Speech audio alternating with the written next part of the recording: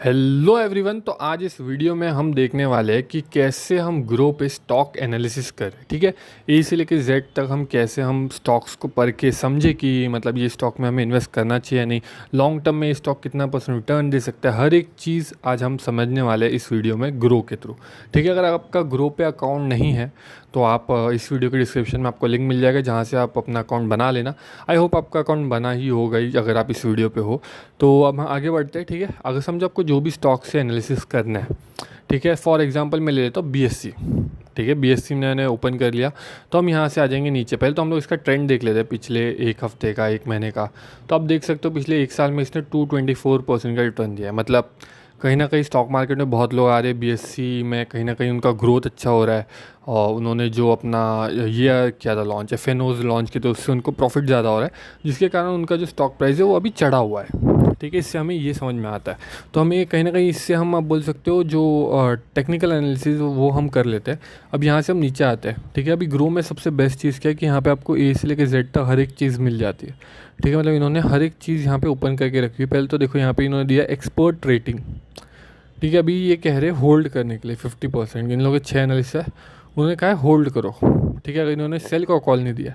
ठीक है, अब यहाँ से हम समझ रहे हैं मतलब कहीं ना कहीं ट्रेंड जो वो अच्छा है। ठीक है, अब यहाँ से हम नीचे आते हैं। आप देख सकते हो मार्केट कैपिटल वो है 57,000 करोड़ का। ठीक है, एक मिनट में यहाँ पे दिखा देता हूँ। 57,000 करोड़ का इस स्टॉक का जो पी है वो 95 है और जो इंडस्ट्री पी है वो 77, मतलब थोड़ा हाई चल रहा है इस स्टॉक का पी। इसका मतलब क्या होता है, कहीं ना कहीं लोगों को एक्सपेक्टेशंस इस स्टॉक से थोड़ी ज़्यादा है। हो सकता है ये इंडस्ट्री जितने इससे ग्रो हो उससे ज़्यादा इससे ये स्टॉक ग्रो हो। ठीक है, इसीलिए इसका जो पी है वो ज़्यादा भी होता है। बहुत बार लोग कहते हैं कि पी ज़्यादा है मतलब ओवर वैल्यूड है, बट ऐसा कुछ होता नहीं है।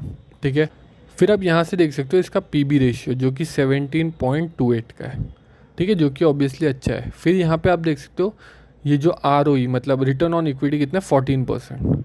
ठीक है, शायद से मेरे को कम लग रहा है बट क्योंकि इसका मैं रिटर्न देख रहा हूँ तो उस हिसाब से मेरे को कम लग रहा है, बट शायद इससे ज़्यादा हो सकता है। फिर ये अर्निंग पर शेयर देख सकते हो 44। ठीक है, डिविडेंड भी ये लोग अच्छा खासा ही दे रहे हैं। अगर आप देख रहे हो यहाँ पे कि आप जो एक मिनट, हाँ मैं कट कर देता हूँ। ओके, डिविडेंड आप देख सकते हो यहाँ पे 0.36% का, जो कि अच्छा ही है। ठीक है, फिर आप जब बुक वैल्यू देखो ऑलमोस्ट 250 के आसपास इसका एक बुक वैल्यू क्या होती है आपको पता ही होगा कि समझो अगर कंपनी बैंकरप्ट हो जाती है कभी तो मिनिमम आपको एक स्टॉक का इतना प्राइस तो मिलेगा ही मिलेगा। ठीक है, और फेस वैल्यू जो 2 है। ठीक है, और ये सबसे अच्छी बात है कि इस कंपनी पर डेप्थ नहीं है। ऑफकोर्स होना भी नहीं चाहिए क्योंकि BSC एक खुद में एक बहुत बड़ा ब्रांड है, तो इन पर कोई डेप्थ नहीं है। ठीक है, ये एक इसका एडवांटेज है। अभी हम आ जाते हैं यहाँ से नीचे। ठीक है, अब यहाँ पे देखो हमें देखने मिला इनका रेवेन्यू ईयर ऑन ईयर। इनका आप देख सकते हो रेवेन्यू है जो ग्रो हो रहा है 660, 630, 860 और अभी 1600 करोड़ के आसपास। हम अभी इसका प्रॉफिट देखते हैं तो प्रॉफिट भी देखो 121 करोड़ 245 और अभी आप 772 करोड़ के आसपास है। नेटवर्थ भी ग्रो हुआ है, तो कहीं ना कहीं ये कंपनी पिछले 4-5 साल से बहुत अच्छी तरीके से ग्रो कर रही है, ये हम इनसे समझ सकते हैं। ठीक है, और वही सेम चीज़ हम स्टॉक में भी देख रहे हैं। एक टाइम पे स्टॉक ये 200-250 रुपये का था, वहाँ से अभी 4.5 ऑलमोस्ट 5,000 रुपये तक पहुँच चुका है। ठीक है, अब यहाँ से हम नीचे आते हैं। सबसे इंपॉर्टेंट ये होता है, ठीक है, शेयर होल्डिंग पैटर्न। अगर किसी कंपनी में 90% अगर रिटेलर्स बैठे हैं मतलब वो कंपनी ज़्यादा अच्छा परफॉर्म नहीं करेगी। क्यों मैं बोल रहा हूँ कि समझो जब तक आपने खुद ने इन्वेस्ट नहीं किया क्या आप उस कंपनी को ग्रो करोगे।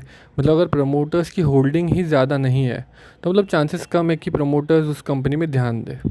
ठीक है, तो आपको कहीं ना कहीं ये देखना है कि जो प्रमोटर्स की होल्डिंग है वो कहीं ना कहीं ज़्यादा होनी चाहिए। फिर म्यूचुअल फंड, फॉरेन इंस्टीट्यूशन, इन सब की जो होल्डिंग है वो भी उस कंपनी में होनी चाहिए। और फिर रिटेलर्स की होल्डिंग होनी चाहिए। तो यहाँ पे आप देख सकते हो रिटेलर्स की होल्डिंग कहीं ना कहीं 72% है, पर इसमें फॉरेन इन्वेस्टमेंट, म्यूचुअल फंड भी अच्छे खासे इससे इन्वेस्टेड है।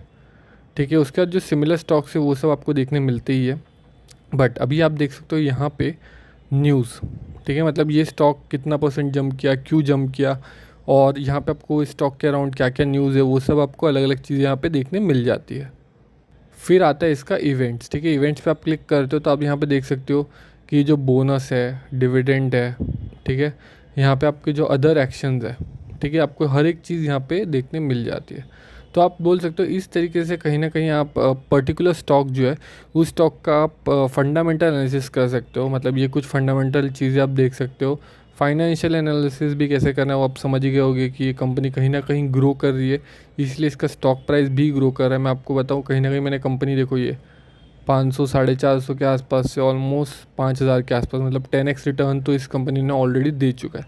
ठीक है, क्यों? क्योंकि हम देख रहे हैं इस पर जो प्रॉफिट है वो भी ग्रो हो रहा है और कहीं ना कहीं इसका जो रेवेन्यू है वो भी ग्रो हो रहा है, और आने वाले टाइम में और लोग कहीं ना कहीं स्टॉक मार्केट में आने वाले, एनएससी में आने वाले, तो इसका जो जो ये है कमीशन है या फिर जो आप बोल सकते प्रॉफिट है वो कहीं ना कहीं और दुगनी तगनी तरीके से बढ़ने वाला है, और ये जो मार्केट कैप है इस कंपनी का वो और बड़ा होने वाला है। ठीक है, तो आप समझ सकते हो कि मतलब कोई भी स्टॉक में, ठीक है, इन्वेस्टमेंट करने से पहले आपको कहाँ कहाँ कौन सी चीज़ों पे ध्यान देना है। ठीक है, अगर आप ये पर्टिकुलर कुछ 3-4 चीज़ें भी अगर देख के अगर स्टॉक्स में इन्वेस्ट करते हो तो कहीं ना कहीं आप लॉन्ग टर्म में अच्छे स्टॉक्स होल्ड कर पाओगे। ठीक है, मैं अगर आपको बताऊँ, मैंने खुद की बहुत अच्छी मतलब स्टॉक्स में होल्डिंग की हुई है, और मैं आपको बताऊँ मैंने एक ही गलती की कि मैंने कोई मतलब स्टॉक्स को सेल किया है। ठीक है, ये सेम स्टॉक मैंने 450 में लिया था और 2600 में बेच दिया था, और अभी ये ऑलमोस्ट 5000 के आसपास चला गया है। ठीक है, तो आप समझ सकते हो मतलब जितना टाइम आप कोई स्टॉक को होल्ड कर सकते हो वो होल्ड करो, वरना आपका कहीं ना कहीं आपको ऐसा लगेगा कि आपका लॉस हो गया।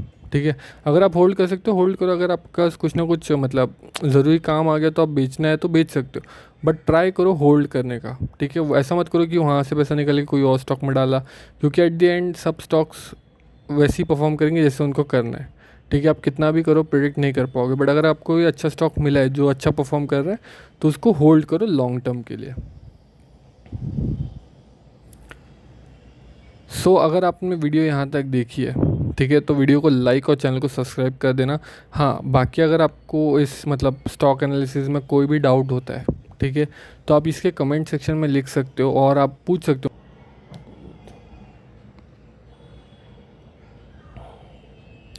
तो बेसिकली फिर आप समझ ही गए होगे कि कैसे किसी भी स्टॉक के एनालिसिस करना है। ठीक है, आपको यहाँ पे देखो, यहाँ पे बहुत से ऑप्शन यहाँ पे मिलते हैं। यहाँ पे आप इवेंट्स में चले जा सकते हो, यहाँ पे इवेंट्स यहाँ पे आपको देखने मिलेंगे कि आने वाले टाइम पे कौन से इवेंट्स है।